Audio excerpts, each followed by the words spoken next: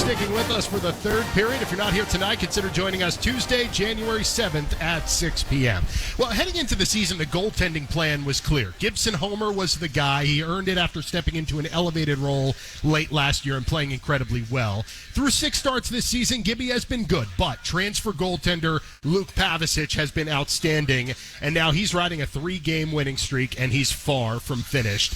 Luke joins us now on Hell Frozen Over. I had written in here mustache and all, but that is clearly outdated now. What have you done? You were doing the Movember? Yeah, right? Movember. I mean, I wanted to keep it, but it's just, it's just itchy and all that. I like it, but it does get to a point where it's too long, and I'll just grow it back now. Hey, listen, but I know I am. I didn't recognize you walking in, but hey, everyone says that. I walk into the rink.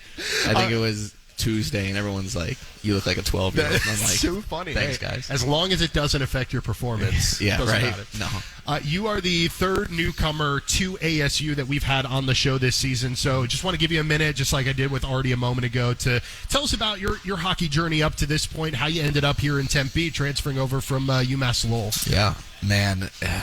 My journey's crazy. If I started from the beginning, it'd be really long. All right, the Spark Notes. Yeah, Spark Notes. I mean, starting my freshman year at UMass Amherst, getting to play behind Matt Murray was pretty cool. Yes. You know, 5th-year guy, very skilled, very vet guy, as we all know, and that was a good experience for me as my freshman year. I didn't get to play, but that's kind of how it goes with most goalies. You kind of sit behind a guy and see how it goes. Yep. And then sophomore year, I got to play 20-something games, which was great. Numbers-wise, I did well, but obviously as a team, it was tough because we struggled a little bit. And then transferring to Lowell my junior year, I was looking for a fresh start. I was excited, and then a lot of downs for my season, my career. But I just never gave up. Sure. You can. There'll always be ups and downs, and I've never really ran into something like that before, so it was kind of a wake-up call, I guess you could say. It's more so just like, you're going to face adversity, man. Just keep fighting through it, keep working hard, and that's why I'm here now. Who would have thought, right? And I remember playing at the Desert Classic last year, and I was leaving the rink. I was talking to my dad, and I'm like, dude, it'd be so cool to play here. Yeah. Because Brian Chambers played here. Yep. And I didn't play with him, but, I heard about him from the guys on Lowell. Great guy. Got to meet him in the summer. Yeah. And crazy enough, I'm here at ASU, and I can't be more thankful. That's so cool. Yeah. It's so cool to hear the journey. And Chambo, friend of the program, we love him here. Chambo's the man. He was here far too short of a period of time, but he was the man when he was here.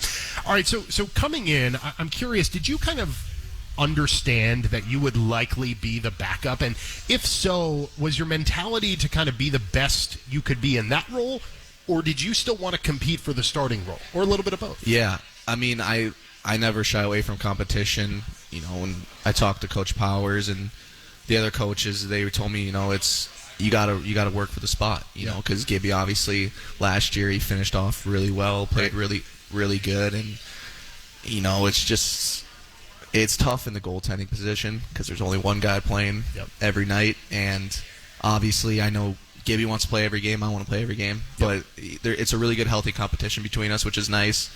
But to answer your question, coming in, I do know where I'm at, but I like I said, I don't shy away from the competition. I want that. That makes you better as a person, as a player. So hopefully when I move on, if I move on to the next level, I'm ready for that because it only gets harder from here. How is your relationship with Gibby and the other two goaltenders, right? Chase and Zachary. How is that collective group? And I know you've talked to us before about kind of pushing one another to become better. How is that relationship? It's been awesome. I mean, us four, it's you couldn't ask for a better group, to be honest. It's a lot of fun.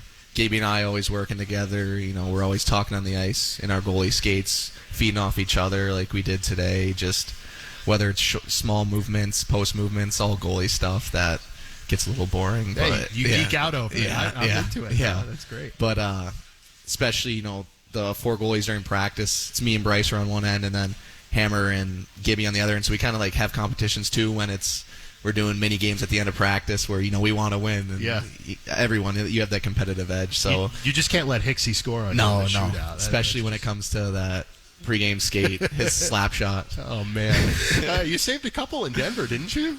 I think he missed the net on both on the first one. We'll count it. We'll count it. All right, I'm going to bring up a memory that's going to be in my brain for a while, and it's not the most fun one. But your first start for ASU, second game at Air Force. A tough one. We won't rehash the ending, but tell us how much of an emotional roller coaster the last few minutes were from like a surefire win to an overtime loss.